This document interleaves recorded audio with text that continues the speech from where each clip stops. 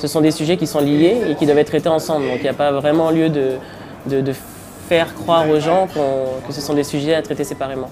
Le problème des inégalités et le problème du climat ou de la destruction écologique en général vient de ce modèle économique qui cherche avant tout du profit, qui permet à quelques-uns finalement de capter l'essentiel de la richesse qui est produite en laissant de côté à la fois les écosystèmes et à la fois les gens. On est deux mouvements qui parlons des deux conséquences du capitalisme financiarisé.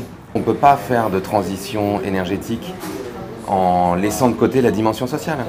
C'est-à-dire en demandant aux plus fragiles, en gros, de prendre en charge les taxes quand vous avez quelqu'un qui bosse à 40 km de l'endroit où il habite et qu'il n'y a pas d'infrastructure qui lui permette d'aller avec un train ou avec un transport collectif jusqu'à son travail. Et que vous lui dites, en plus, c'est la double ou la triple peine parce que vous allez payer encore plus cher le carburant. Comment vous voulez que ça marche ? Pendant que des très grandes entreprises qui sont responsables de la majorité de la pollution, puisqu'on sait aujourd'hui que c'est une centaine d'entreprises qui représentent 70% des émissions de gaz à effet de serre.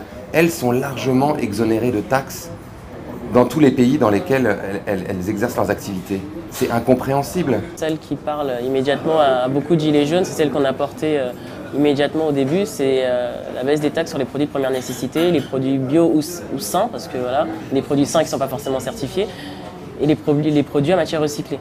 Parce que voilà, on dit consommer correctement, mais avoir les moyens de consommer correctement. Donc là, il est là le lien en fait, entre le social, le fiscal et l'écologique. Lorsqu'on entend parler des gilets jaunes sur leur mode de vie, ils disent qu'ils aimeraient consommer plus sainement, ils ont conscience des enjeux climatiques et de tout ce qu'il faudrait faire pour soit consommer sainement, soit respirer mieux, soit bannir certaines énergies par exemple, et ils en discutent.